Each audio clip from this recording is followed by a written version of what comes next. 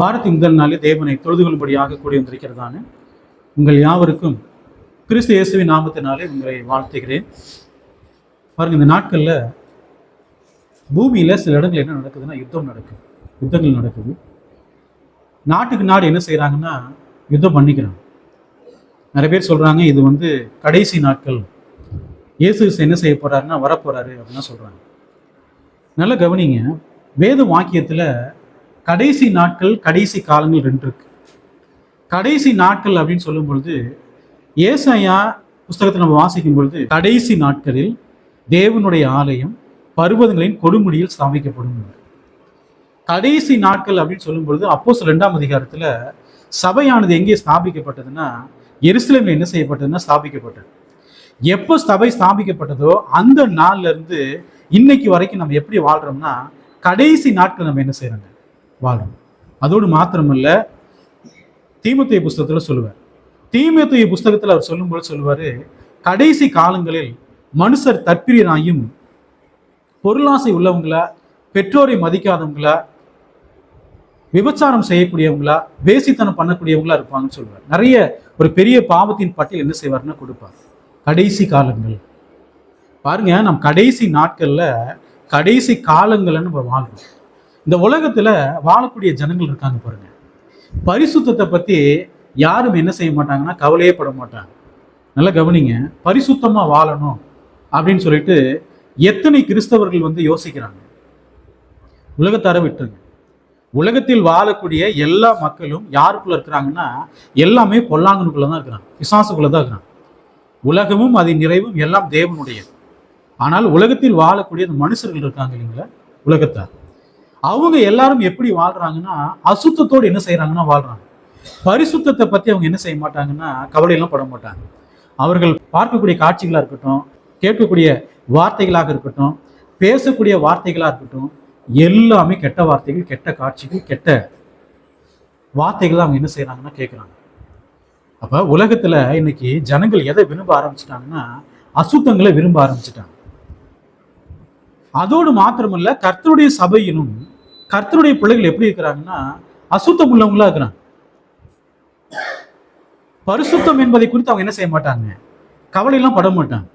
நம்முடைய தேவன் எப்படிப்பட்டவரா இருக்கிறாரு பாருங்க. ஏசாயா புஸ்தகம் 6ஆம் அதிகாரம் 1-3 வரைக்கும் நம்ம வாசித்தோம். உசியா ராஜா மரணம் அடைந்த வருஷத்துல ஏசாயா ஒரு தரிசனம் ஒன்று பார்க்கிறாரு. அந்த தரிசனத்துல வசனத்தை வாசிக்கிறோம் பாருங்க. ஆண்டவர் உயரமும் உன்னதமான சிங்காசனத்தின் மேல் வீட்டிற்க கண்டேன், அவருடைய வஸ்திர தொங்கினால் தேவாலயம் நிறைந்தது.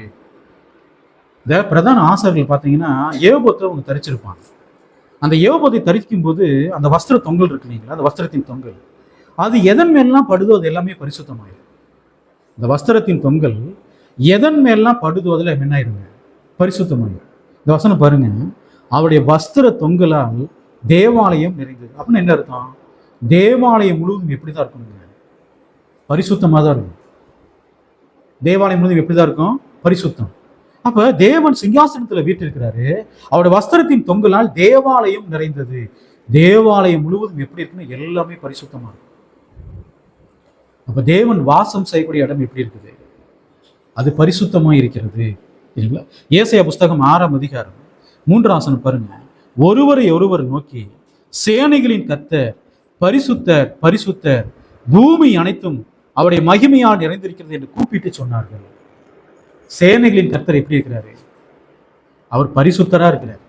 பாருங்க, பரிசுத்தர் அப்படிங்கிற ஒரு வார்த்தையை அவர் பயன்படுத்தாம அந்த வார்த்தையை எத்தனை முறை பயன்படுத்துறாரு, 3 முறை பயன்படுத்துறாரு.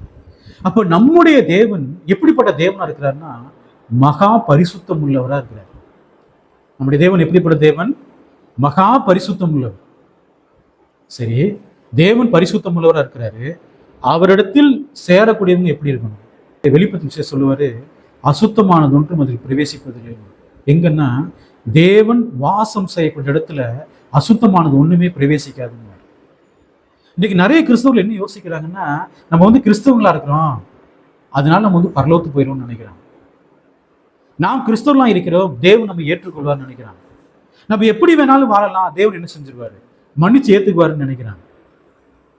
எபிரேயர்ல சொல்லுவாரு, பரிசுத்தம் இல்லாமல் ஒருவனும் கர்த்தரை என்ன செய்ய முடியாதுங்க, தரிசிக்கவே முடியாது. இயேசு கிறிஸ்து வருகின்ற பொழுது எல்லோரும் அவரை பார்ப்பாங்க. ஏன்னா இயேசு கிறிஸ்து நியாயாதிபதியாக உலகத்தை நியாயத்திற்கும் போது உலகத்தில் வாழ்ந்து கொண்டிருக்கிற வாழ போகிற எல்லா மக்களும் இயேசு கிறிஸ்துக்கு முன்பதாக என்ன செய்யப்படுவாங்க? கூட்டப்படுவாங்க. எல்லாருமே யாரை பார்ப்பாங்கன்னா இயேசு கிறிஸ்துவை பார்ப்பாங்க. ஆனால் பிதாவாகிய தேவனை யார் தான் பார்க்க முடியும்? பரிசுத்தம் உள்ளவர்கள். இயேசு சொல்றாரு, இருதயத்தில் சுத்தமுள்ளவர்கள் பாக்கியவான்கள், அவர்கள் தேவனை தரிசிப்பார்கள்.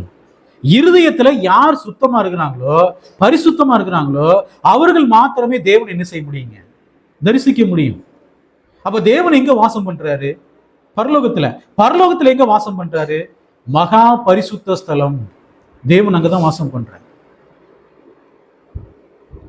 சேராபீன்கள் சொல்றாங்க, தேவனுடைய சமுத்திர சேராபீன்கள் சொல்றாங்க, தேவன் பரிசுத்தர் பரிசுத்தர் பரிசுத்தர். ஏன் அந்த வார்த்தையை தேவன் நமக்கு பதிவு பண்றாரு? நாமும் எப்படி இருக்கணுங்க? பரிசுத்தம் உள்ளவங்களா இருக்கணும். பரிசுத்தம்னா அர்த்தம் என்ன? பரிசுத்தம்னா அர்த்தம் என்னங்க? நீங்க பழைய ஏற்பாட்டுல பாத்தீங்கன்னா முதல் பிறக்கக்கூடிய எல்லாமே எனக்குரியது. ஒரு இஸ்ரவேலுடைய வீட்டுல ஒரு முதல் குழந்தை பிறந்துருச்சு. அந்த குழந்தை கர்த்தருக்கு எப்படிப்பட்டது? பரிசுத்தமானது. நிலத்துல போய் காய்கறிகள்லாம் பயிரிட்டு இருக்கிறான். முதல் வரக்கூடிய அந்த முதற் பலன் யாருக்குரியது? தேவனுக்குரிய. அது எல்லாமே எப்படிப்பட்டதுங்க? பரிசுத்தமானது. அப்ப தேவனுக்குரியது எல்லாமே யாருடையது? தேவனுடையது. எப்படிப்பட்டது? பரிசுத்தமானது. பரிசுத்தம்னா தேவனுக்காக பிரித்தெடுக்கப்படுவது. ஒரு காலகட்டத்தில் நம்ம எங்க வாழ்ந்தோம்? உலகத்துல வாழ்ந்தோம். உலகத்தோடு உலகமா வாழ்ந்தோம். நம்முடைய மாமிசமும் மனசும் விரும்பினதெல்லாம் நம்ம செஞ்சுக்கிட்டு இருந்தோம். சுவிசேஷம் நமக்கு அறிவிக்கப்பட்டது. அந்த சுவிசேஷத்தை நம்ம என்ன பண்ணங்க? கீழ்ப்படிந்தோம்.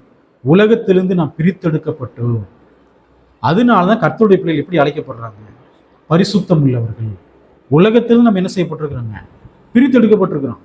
பிரித்தெடுக்கப்பட்டு எங்க சேர்க்கப்பட்டிருக்கிறோம்? தேவனுடைய ராஜ்யத்துல கர்த்தருடைய சபையில் நம்ம என்ன செய்யப்பட்டிருக்கோங்க? இப்போ நம்ம எப்படிப்பட்டவங்களா இருக்கணும்?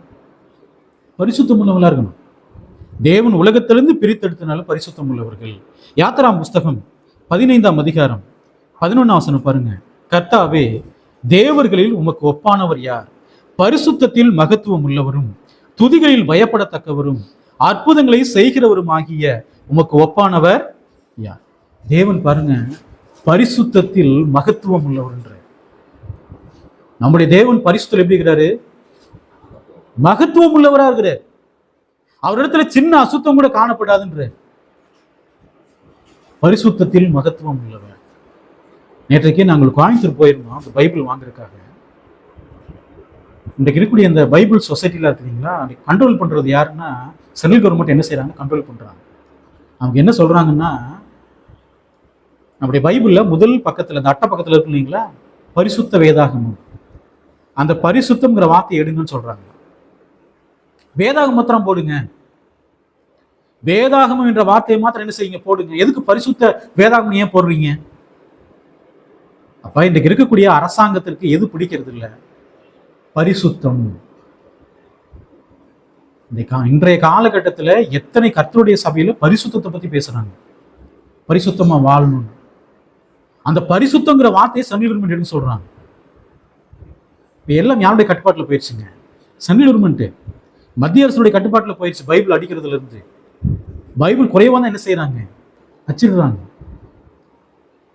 ஏன்னா எந்த மதத்திலையும் அந்த பரிசுத்தங்கிற வார்த்தை போதிக்கப்படுறது இல்லை. பரிசுத்தம் அப்படிங்கிற வார்த்தை அது கீழே அவங்களுடைய மத சம்பந்தமான புஸ்தகங்கள் இருக்குதா? பரிசுத்த வேதம்.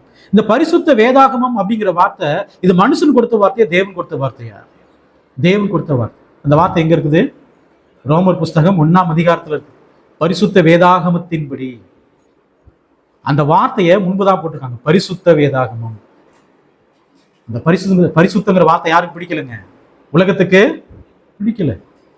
ஆனால் தேவன் சொல்றாரு, பரிசுத்தம் இல்லாமல் ஒருவனும் என்ன செய்ய முடியாது? தரிசிக்க முடியாது.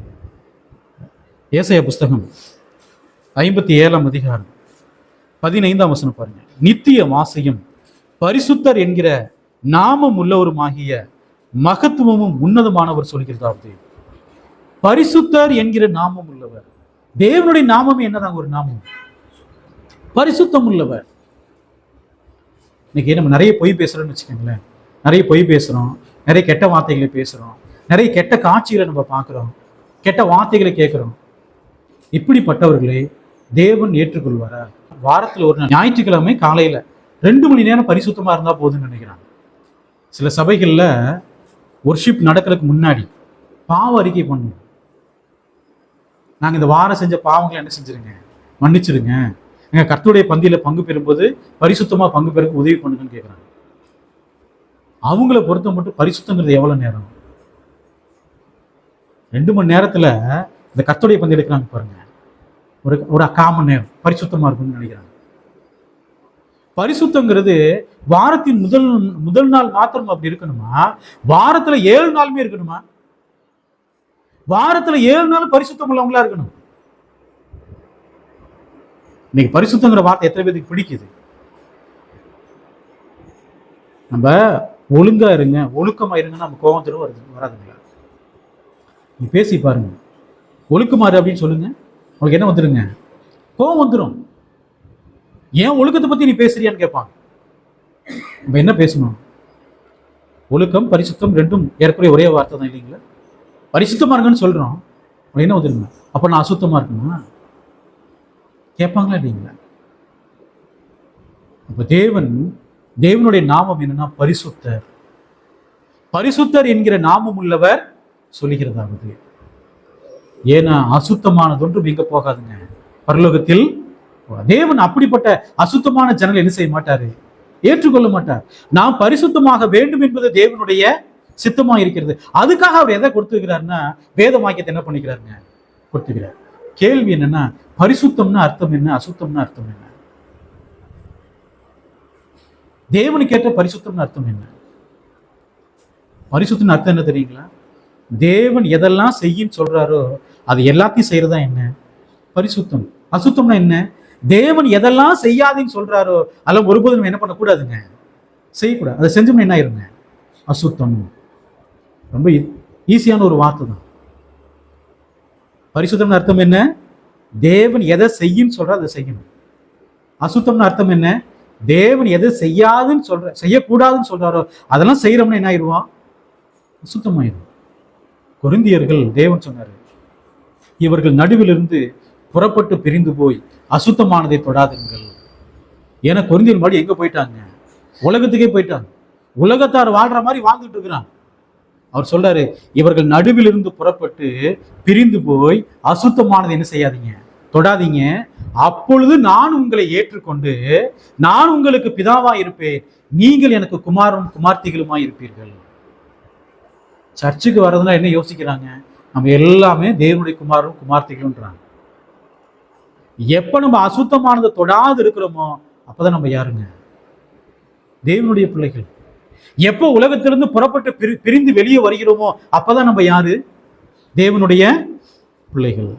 யாத்திராகமம் 19ஆம் அதிகாரம் 6ஆம் வசனம் பாருங்க. நீங்கள் எனக்கு ஆசாரிய ராஜ்யமும் பரிசுத்த ஜாதியுமா இருப்பீர்கள் என்று இஸ்ரவேல் புத்தரோடு சொல்ல வேண்டிய வார்த்தைகள் என்றார். இஸ்ரவேல் ஜனங்களுக்கு தேவன் கட்டளை கொடுக்கிறார். என்ன கட்டளை கொடுக்கிறார் பாருங்க, நீங்கள் எனக்கு ஆசாரிய ராஜ்யமும் பரிசுத்த ஜாதியுமா இருப்பீர்கள். இஸ்ரவேல் ஜனங்கள் ஏன் பரிசுத்தமானவங்க தேவன் சொல்றாரு? உலகத்திலிருந்து அவங்க என்ன செய்யப்பட்டாங்க, பிரித்தெடுக்கப்பட்டாங்க. அவர்களுக்கு என்ன கொடுக்கப்பட்டதுன்னா தேவனுடைய நியாயப்பிரமாணம் கொடுக்கப்பட்டது. அந்த நியாயப்பிரமாணத்தில் என்ன இருந்ததுன்னா பரிசுத்தம் எது அசுத்தம் எதுன்னு தேவன் சொல்லியிருந்தார். உலகத்திலிருந்து பிரித்தெடுக்கப்பட்டதுனால இஸ்ரவேல் ஜனங்கள் என்னவா இருக்கிறாங்க, பரிசுத்தம் உள்ளவர்கள். இந்த பூமியில் உள்ள சந்ததிகள்ல உன்னை பிரித்தெடுத்தேன். அதனாலதான் தேவனுடைய பார்வையில் அவங்க என்னவா இருக்கிறாங்க, பரிசுத்தம் உள்ளவர்கள். இல்லைங்களா? 1 பேதுரு புஸ்தகம் 1ஆம் அதிகாரம் 15-16 பாருங்க. அந்த வசனத்துல, உங்களை அழைத்தவர் பரிசுத்தராய் இருக்கிறது போல நீங்களும் உங்கள் நடக்கை எல்லாவற்றிலேயும் பரிசுத்தராய் இருங்கள். நம்மை அழைத்த தேவன் எப்படிப்பட்டவர் பாருங்க. தேவனுடைய பரிசுத்தம் என்பது மாறுதா? உலகம் சிருஷ்டிக்கப்பட்ட நாள்ல இருந்து இன்னைக்கு வரைக்கும் தேவனுடைய பரிசுத்தம் என்பது மாறவே இல்லை. தேவன் இன்றைக்கும் எப்படிதான் இருக்கிறாருங்க, பரிசுத்தம் உள்ளவராக தான் இருக்கிறார். இஸ்ரவேல் ஜனங்களை அழைத்த போது சொன்னார், நீங்கள் எப்படி இருக்கணும், பரிசுத்தம் உள்ளவங்களா இருக்கணும். இன்றைக்கு நம்மை பார்த்து சொல்றாரு, உங்களை அழைத்த தேவன் பரிசுத்தனா இருக்கிறது போல நாம் எப்படி பரிசுத்தமா இருக்கணுமா? நம்முடைய நடக்கை எல்லாவற்றிலேயும் எப்படி இருங்க? பரிசுத்தனா இருங்கள். நடக்கை எல்லாத்திலுமே பரிசுத்தரா இருங்கன்னு சொல்றேன். அப்ப நம்ம நடக்கிறோம்னு வச்சுக்கோங்க. நடக்கைன்னு என்ன அர்த்தம்? நம்முடைய நடக்கையில் பரிசுத்தமா இருப்பது எப்படி? நடந்து போறதுல சுத்தமான பாதையில் நடந்து போறது அதான் பரிசுத்தமா? நம்முடைய கால்களா இருக்கட்டும், நம்முடைய கைகளா இருக்கட்டும், நம்முடைய கண்களா இருக்கட்டும், நம்முடைய காதுகளா இருக்கட்டும், வாயா இருக்கட்டும், பேசக்கூடிய வார்த்தைகள், பார்க்கக்கூடிய காட்சிகள், நடக்கூடிய நடை, நம்முடைய கை செயல்படுது இல்லைங்களா? நன்மைக்கு ஏதுவாக இந்த கையை பயன்படுத்தணும். தீமைக்கு ஏதுவா என்ன செய்யக்கூடாதுங்க? பயன்படுத்தக்கூடாது. நன்மைக்கு ஏதோ நம்முடைய கால்களை பயன்படுத்தணும். தீமைக்கு ஏதோ என்ன செய்யக்கூடாதுங்க? பயன்படுத்தக்கூடாது. கேட்கக்கூடிய வார்த்தைகள் எப்படிப்பட்ட வார்த்தைகளா இருக்கணும்? பக்தி விருத்திக்கு ஏதுவான நல்ல வார்த்தைகளை கேட்கணும். பேசக்கூடிய வார்த்தைகள் எப்படி பேசணும்? பக்தி விருத்திக்கு ஏதுவான நல்ல வார்த்தை உண்டானால் மற்றவர்கள் பிரயோஜனம் உண்டாகும்படி பேசுங்கள்ன்ற. பேசுற வார்த்தையோட எப்படிதான் இருக்கணுங்க? பக்தி விருத்திக்கு ஏதுவான வார்த்தைகளாக பேச வேண்டும். அப்ப நம்முடைய தேவன் பரிசுத்தனா இருக்கிறது போல நம்முடைய நடக்கை எல்லாவற்றிலும் எப்படி இருக்கணுங்க? பரிசுத்தமா இருக்க வேண்டும். லேவியராகமம் 20ஆம் அதிகாரம் 26ஆம் வசனம் பாருங்க. கர்த்தராகிய நான் பரிசுத்தனா இருக்கிறபடினாலே நீங்களும் எனக்கேற்ற பரிசுத்தவான்களா இருப்பீர்களாக. நீங்கள் என்னுடையவர்களா இருக்கும்படி உங்களை மற்ற ஜனங்களை விட்டு பிரித்தெடுத்தேன். தேவன் என்ன பண்ணிக்கிறார்? இஸ்ரவேல் ஜனங்களை மற்ற ஜனங்களை விட்டு என்ன பண்ணிட்டாருங்க? பிரிச்சு எடுத்துட்டார். எதுக்காக பிரிச்சு எடுத்தாரு? பரிசுத்தமாய் வாழும்படியாக. அதான் நோக்கம். நம்மை உலகத்திலிருந்து பிரிச்சு எடுத்துட்டார். நோக்கம் என்ன? பரிசுத்தமாய் வாழும்படியாக என்ன பண்ணிக்கிறாருங்க? பிரிச்சு எடுத்துக்கிறார். யாத்திராகமம் 22ஆம் அதிகாரம் 31ஆம் வசனம் பாருங்க. நீங்கள் எனக்கு பரிசுத்த மனுஷராய் இருக்க கடவீர்கள். இஸ்ரவேல் ஜனங்கள் எப்படி இருக்கணுமா? தேவனுக்கு பரிசுத்த மனுஷர்களாய் இருக்க வேண்டும். அப்படின்னு என்ன அர்த்தம்? தேவன் என்ன பிரமாணத்தை கொடுக்கிறாரோ அந்த பிரமாணத்தின்படியாக அவங்க என்ன செய்யணுங்க? ஜீவிக்கணும். உலகம் வாழ்வதை போல அவங்க என்ன செய்யக்கூடாது? வாழக்கூடாது. அவங்க யாருக்காக வாழணும்? தேவனுக்காக என்ன செய்ய வேண்டும் என்று சொன்னால் வாழ வேண்டும். பழைய ஏற்பாட்டுல தேவாலயம் இருந்தது. அந்த தேவாலயத்தை பத்தி தேவன் சொல்லும் பொழுது பரிசுத்த ஸ்தலம், மகா பரிசுத்தலம். தேவனுடைய ஆலயம் முழுது என்னதான் இருந்தது? பரிசுத்தம். வெளியே பாத்தீங்கன்னா பலிபீடம் வச்சிருப்பாங்க. பலிபீடம் எப்படிப்பட்டது? அது பரிசுத்தமானது. பலிபீடத்துல ஒரு பலி செலுத்துறாங்கன்னு வச்சுக்கோங்களேன், அந்த பலி என்ன ஆயிருங்க? பரிசுத்தமாயிரும். பலிபீடத்துல ஏதாவது தொட்டுச்சுன்னா அது என்ன ஆயிரும்? பரிசுத்தமாயிரும். உள்ள அப்பமேஜ் இருந்தது, குத்து விளக்கு இருந்தது, அதெல்லாம் என்ன? பரிசுத்தம். மகா பரிசுத்தலத்துல உடன்படிக்கை பெட்டி இருந்தது. உடன்படிக்கை பெட்டிக்குள்ள ஆரோனின் துளிர்த்த கோல் இருந்தது, மண்ணா வைக்கப்பட்ட பொற்பாத்திரம் இருந்தது, கற்பலைகள் இருந்தது, மேலே எனக்கு கிருபாசனம் இருந்தது. இது எல்லாமே என்ன? எல்லாமே பரிசுத்தம். அப்ப தேவனுடைய சமூகத்திலே யார் தான் கிட்டி சேர முடியும்? பரிசுத்தம் உள்ளவங்க தான். ஆசாரியர்கள், பிரதான ஆசாரியன் வருஷத்துக்கு ஒரு முறை மகா பரிசுத்தலத்தில் போவார். போறதுக்கு முன்னாடி என்ன செய்வார்னா தன்னை என்ன பண்ணிக்குவாருங்க? பரிசுத்தப்படுத்திக்குவார், சுத்திகரிச்சுக்குவார். ஏபத்தை என்ன பண்ணிக்குவாருங்க? தரிச்சுக்குவார். மார்பதக்கத்தை போட்டுக்குவார். தலையில ஒரு கிரீடம் வச்சுக்குவார். பரிசுத்தம் அப்படிங்கிற கிரீடத்தை வச்சுக்குவார். உள்ள தூப கட்சி எடுத்துட்டு போவாரு. எப்படிதான் போகணுங்க? பரிசுத்தமாக. மகா பரிசுத்தலத்துல போகும்போது எப்படிதான் போனோம்? மகா பரிசுத்தலத்துல போகும்போது பரிசுத்தம் தான் போகணும். பரிசுத்தமாய் போக வேண்டும். அப்ப தேவனிடத்துல யாரெல்லாம் கிட்டி சேர்றாங்களோ அவங்க எல்லாம் எப்படிதான் இருப்பாங்க? பரிசுத்தமா இருக்கும். அப்ப நமக்கு என்ன ஆசை இருக்குது? பரலோகம் போகணும்னு ஆசை இருக்குது. ஏன்னா மனுஷன் உலகம் முழுவதும் ஆதாயப்படுத்தினாலும் தன் ஜீவனை நஷ்டப்படுத்தினாலும் அவனுக்கு லாபம் எவ்வளவோ அந்த உலகத்துல ஆதாயப்படுத்தணும். மகா அலெக்சாண்டர் இருந்தார், உலகத்தை ஆதாயப்படுத்துன்னு நினைச்சார். ஆனால் தன்னுடைய ஜீவனை என்ன பண்ணிட்டாருங்க? நஷ்டப்படுத்தினார். ஏதாவது பிரயோஜனம் இருக்குதா? எந்த பிரயோஜனமே இல்லை. மகா அலெக்சாண்டர் எல்லாத்தையும் என்ன செஞ்சாருங்க? விட்டுட்டு தான் போனார். தன் ஆத்மாவை நஷ்டப்படுத்தினால் அவனுக்கு லாபம் என்ன? நோக்கம் என்ன? உள்ளான மனுஷன் நம்ம எப்படி இருக்கணுங்க? பரிசுத்தம். இயேசு சொல்வாரு, புறம்பான மனுஷன் சுத்தமாகும்படி உள்ளான மனுஷனை முதல்ல சுத்தப்படுத்தணுவார்.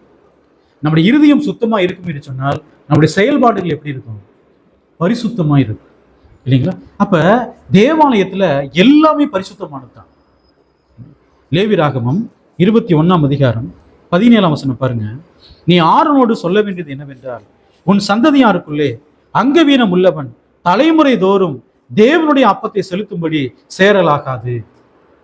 ஒரு ஆசாரியன் இருக்கிறான், அவன் சரித்திரம் என்ன வந்துருச்சுங்க? ஒரு பலவீனம் வந்துருச்சு. கையோ காலோ என்ன ஆயிட்டான? ஊனமாயிட்டான். ஊனமான மனிதன் என்ன செய்யக்கூடாது? ஆசாரிய ஊழியம் எப்பங்க? பழைய ஏற்பாட்டில். நீங்க தேவன் அப்படிப்பட்ட பிரமாணத்தை கொடுக்கல. இன்னைக்கு கர்த்தருடைய சபையில பலவீனம் இல்லாதவர்கள் யாராவது இருக்காங்களா? எல்லாருமே பலவீனமானவங்க தான். பழைய ஏற்பாட்டில் ஒரு ஆசாரியன் அங்க பலவீனமா இருப்பான் என்று சொன்னால் அவன் என்ன செய்யக்கூடாது? தேவனை தொழுது கொள்ளும்படி என்ன செய்யக்கூடாது? உள்ள போகவே கூட. பழுதான ஒன்றும் தேவனுக்கு அது பிரியமானதெல்லாம் கிடையாது. புதிய ஏற்பாட்டில் அதே சட்டத்திட்டங்கள் தான். உள்ளான மனுஷன்ல நம்ம எப்படி இருக்கணுங்க? சுத்தம் உள்ளவர்களாக, பரிசுத்தம் உள்ளவர்களாக இருக்க வேண்டும். யாத்திராகமும் 12ஆம் அதிகாரம் 5ஆம் வசனம் பாருங்க. அந்த ஆட்டுக்குட்டி பழுதற்றதும் ஆணும் 1 வயது உள்ளதுமாய் இருக்க வேண்டும். தேவனுக்கு பலி செலுத்துறான்னு வச்சுக்கோங்களேன், அந்த ஆடு எப்படிப்பட்ட ஆடா இருக்கணும்? பழுதற்ற ஆடா இருக்கும். எபிரேயர் புஸ்தகம் 9ஆம் அதிகாரம் 14ஆம் வசனம் பாருங்க. நித்திய ஆவியினாலே தம்மை தாமே பழுதற்ற பலியாக தேவனுக்கு ஒப்பு கொடுத்த கிறிஸ்துவனுடைய ரத்தம் ஜீவனுள்ள தேவனுக்கு ஊழியம் செய்வதற்கு உங்கள் மனசாட்சியை செத்த கிரியைகளை சுத்திகரிப்பது எவ்வளவு நிச்சயம். இயேசு கிறிஸ்து பாருங்க, தன்னை தேவனுக்கு எப்படி ஒப்பு கொடுத்தாரா? பழுதற்ற பலியாக தேவனுக்கு ஒப்பு கொடுத்தா. அப்படின்னு என்ன அர்த்தம்? சரீரத்துல எந்த காயம் இல்லாம ஒப்பு கொடுத்தாரா? இயேசு சிலுவையிலே தொங்கும் போது வசனம் சொல்லப்பட்டிருக்கு, பார்க்கத்தக்க ரூபம் இல்லாதிருந்தது. இயேசு என்ன பண்ணாங்க? இயேசுவின் ரூபத்தை அப்படியே மாத்திட்டாங்க. இயேசு சிலுவையில தொங்கும் போது பார்க்கத்தக்க ரூபம் அவருக்கு இல்லாது. அந்த அளவுக்கு என்ன செய்யப்பட்டாருங்க? அடிக்கப்பட்டார். தலையில முள்முடி சூடப்பட்டவரா இருக்கிறாரு. முகம் முழுவதும் காயங்கள், சரீரம் முழுவதும் காயங்கள், பார்க்கத்தக்க ரூபம் இல்லாதிருந்தது. இயேசு எதுல பழுது இல்லாமல் இருந்தார்? உள்ளான மனுஷன், பரிசுத்தமா இருந்தார். தேவனுக்கு தம்மை என்ன செஞ்சாருங்க? அப்படி ஒப்பு கொடுத்தார். எபிரேயர் புஸ்தகம் 7ஆம் அதிகாரம் 26ஆம் வசனம் பாருங்க. பரிசுத்தரும் குற்றமற்றவரும் மாசில்லாதவரும் பாவிகளுக்கு விலகினவரும் வானங்களில் உயர்ந்தவருமா இருக்கிற இவ்விதமான பிரதான ஆசாரியரே நமக்கு ஏற்றவராய் இருக்கிறார். நம்முடைய கர்த்தராகிய இயேசு கிறிஸ்து எப்படிப்பட்டவர்? பரிசுத்தரும் குற்றமற்றவரும் மாசில்லாதவரும் பாவிகளுக்கு விலகினவர். நாம் யாரை பின்பற்றணும்? கர்த்தராகிய இயேசு கிறிஸ்துவின் அடிச்சுவடையை பின்பற்றணும். அப்ப கர்த்தராகிய இயேசு கிறிஸ்துவின் அடிச்சுவடையை பின்பற்றும் போது நாமும் எப்படிதான் இருக்கணுங்க? பரிசுத்தம் உள்ளவங்களா இருக்கணும். குற்றமற்றவர்கள், யார் நம்மிடத்துல எந்த குற்றச்சாட்டும் சொல்லிடக்கூடாது. குற்றமற்றவர்களும் மாசில்லாதவரும், சின்ன கரை கூட இருக்கக்கூடாது. மாசில்லாதவரும் பாவிகளுக்கு விலகினவரும். பெரும்பாலும் நம்முடைய ஐக்கியங்கள்லாம் யாரோட தான் இருக்குது? பாவிகளோட தான் இருக்குது. பாவிகளுக்கு விலகினவர் அப்படின்ற லோத் இருந்தாரு. எங்க இருந்தாருன்னா சோதம் குமார்ல இருந்தார். சுத்தி யார் தாங்க? எல்லாரும் கொடுமையான பாவிகள். ஆனால் அந்த தேசத்துல லோத் எப்படி வாழ்ந்தாரு? நீதிமான். நாள்தோறும் தன் இருதயத்தில் வாதிக்கப்பட்ட நீதிமான் ஆகிய லோத்தை அவர் ரட்சித்திருக்கார். நிறைய பேர் சொல்றாங்க, எங்க உலகம் முழுசும் பாவமா இருக்கு, எப்படிங்க பரிசுத்தமா வாழ்றது? யார் வாழ்ந்துகிறார்? அந்த காலத்துல லோத்து வாழ்ந்துகிறார், இயேசு கிறிஸ்து வாழ்ந்துகிறார், அப்போஸ்தலர் வாழ்ந்துக்கிறாங்க, முதல் நூற்றாண்டு கிறிஸ்தவர்கள் வாழ்ந்துக்கிறாங்க. எப்படி வாழ்ந்துக்கிறாங்க? பரிசுத்தம் உள்ளவங்களா வாழ்ந்துக்கிறாங்க. நம்மளும் வாழ முடியுமா? முடியாதுங்களா? வாழ முடியும். ரோமர் புஸ்தகம் 12ஆம் அதிகாரம் 1ஆம் வசனம் பாருங்க. அப்படி இருக்க சகோதரரே, நீங்கள் உங்கள் சரீரங்களை பரிசுத்தமும் தேவனுக்கு பிரியவுமான ஜீவ பலியாக ஒப்புக் கொடுக்க வேண்டும் என்று தேவனுடைய இரக்கங்களை முன்னிட்டு உங்களை வேண்டிக் கொள்கிறேன். இதுவே நீங்கள் செய்யத்தக்க புத்தியுள்ள ஆராதனை. நம்முடைய சரீரங்களை தேவனுக்கு எப்படி ஒப்புக் கொடுக்கணுமா? பரிசுத்தமும் தேவனுக்கு பிரியவுமான ஜீவ பலி. இந்த சரீரத்தில் என்ன ஆளக்கூடாதுங்க? பாவம். இந்த சரீரத்தை தீட்டுப்படுத்தக்கூடிய பாவம் எது? வேசித்தனம், விபச்சாரம். பாருங்க, மற்ற பாவங்கள்லாம் சரீரத்துக்கு புறம்பே தான் இருக்கும். ஆனா ஒருத்தர் தன்னுடைய சரீரத்திலே வேசித்தனம் பண்றானா, விபச்சாரம் பண்றான்னா, அவன் என்ன ஆயிடுறான்? தேவனுக்கு விரோதமாக பாவம் செய்யறான்னு தேவன் சொல்றாரு. அப்ப எந்த அளவுக்கு நம்ம பரிசுத்தமா இருக்கணும் சரீரத்துல. ஒரு ஸ்திரியை இச்சையோடு பார்க்கிற எவனும் அவளோடு விபச்சாரம் செய்தாயிட்டுன்ற. இச்சையோடு யாராவது பார்க்கலாமா நம்ம போய்? அப்படி பார்த்தா என்ன ஆகும்? இருதயத்தில் விபச்சாரம். அன்றைய காலகட்டத்திலே சரீரத்துல பண்ணதான் விபச்சாரம். இன்றைக்கு இச்சையோடு யாராவது நம்ம பார்க்கிறோம்னா கூட அது என்ன ஆயிருங்க? விபச்சாரம். அப்படி நம்ம பார்க்கலாமா? அப்ப எத்தனை விபச்சாரங்கள் நம்ம செஞ்சிருப்போம் நம்முடைய ஞானஸ்நானம் பெறுவதற்கு முன்புதான். ஞானஸ்நானத்துக்கு அப்புறம் பரிசுத்தம் இல்லாமல் ஒருவனும் பிதாவாகிய தேவன் என்ன செய்ய முடியாதுங்க? தரிசிக்க முடியாது. அப்ப தேவன் வாசம் செய்யக்கூடிய இடம் பரிசுத்தமா இருக்கிறது. தேவன் பரிசுத்தம் உள்ளவராக இருக்கிறாரு. இஸ்ரவேல் ஜனங்கள் எப்படி இருக்கிறாங்க? பரிசுத்தம் இருக்கும்படி கட்டளை கொடுக்கப்பட்டது. தேவாலயம் எப்படி இருந்தது? எருசலேம் தேவாலயம் அது பரிசுத்தமா இருந்தது. இன்றைக்கு தேவாலயங்கிறது எதுங்க? 1 கொரிந்தியர் புஸ்தகம் 3ஆம் அதிகாரம் 16-17 பாருங்க. நீங்கள் தேவனுடைய ஆலயமா இருக்கிறீர்கள் என்றும் தேவனுடைய ஆவி உங்களில் வாசமா இருக்கிறார் என்றும் அறியாதிருக்கிறீர்களா? ஒருவன் தேவனுடைய ஆலயத்தை கெடுத்தால் அவனை தேவன் கெடுப்பார். தேவனுடைய ஆலயம் பரிசுத்தமா இருக்கிறது, நீங்களே அந்த ஆலயம். யார் அந்த ஆலயம்? நம்மதான் அந்த ஆலயம். அப்ப தேவனுடைய ஆலயம் பரிசுத்தமா இருக்கிறது, நீங்களே அந்த ஆலயம். நாம் எல்லோரும் எப்படி இருக்கணுங்க? பரிசுத்தமா. பழைய ஏற்பாட்டுல இயேசு கிறிஸ்து சிலுவையில் அறைந்த போது, இயேசு சிலுவையில் அறையப்பட்ட போது தேவாலயத்தின் திரைச்சலை மேலிருந்து கீழே என்ன செஞ்சுங்க? 2ஆ கிழிஞ்சிருச்சு. இயேசு கிறிஸ்துவின் காலகட்டத்திலே தேவன் எங்க வாசம் பண்ணாரு? தேவாலயத்துல வாசம் பண்ணார். இயேசு கிறிஸ்து சிலுவையில் அறையப்பட்ட போது தேவன் தேவாலயத்தில் ஆயிட்டாருங்க, கடந்து போயிட்டார். இப்ப எங்க வாசம் பண்றாரு? இன்றைக்கு நமக்குள்ளதான் வாசம் பண்றாரு. நீங்களே அந்த ஆலயம். பாருங்க, சபைங்கிறது கட்டிடமா? சபைங்கிறது என்னங்க? ஆத்துமாக்கள். நிறைய பேர் கேட்பாங்க, சபை எங்க இருக்குன்னு கேட்டா என்ன சொல்லுவாங்க? இந்த ஊர்ல இந்த இடத்துல இருக்குன்னு. கைகளினால் கட்டப்பட்ட கோவில்களில் ஆலயங்களில் அவர் வாசமா இருப்பதில்லை. தேவன் ஆலயங்கள்ல கைகளால் கட்டப்பட்ட ஆலயங்கள் செய்ய மாட்டாருங்க, வாசம் பண்ண மாட்டார். இன்னைக்கு ஆலயம் என்பது என்ன? ஆத்துமாக்கள், ரட்சிக்கப்பட்ட ஆத்துமாக்கள் தான் என்னவா இருக்கிறாங்க? அந்த ஆலயத்தில் அவர் என்ன செய்யறாருங்க? நமது ஆவியின் மூலமாக அவர் வாசம் செய்கிறார். வெளிப்படுத்தும் விசேஷத்துல 7 சபையின் மத்தியிலே உலாவி கொண்டிருக்கிறவர் சொல்கிறதா. உலாவுறது யாரு? சபையின் மத்தியில கர்த்தர். அப்ப நம்ம எப்படிப்பட்டவங்களா இருக்கணுங்க? பரிசுத்தம் உள்ளவர்களா இருக்க வேண்டும். பரிசுத்தம் இல்லாமல் ஒருவனும் பிதாவாகிய தேவன் என்ன செய்ய முடியாது? தரிசிக்க முடியாது. தேவனுடைய வார்த்தை கேட்டதாங்க உங்கள் ஒவ்வொருவரையும் தேவன் தாமே ஆசீர்வதிப்பாராக.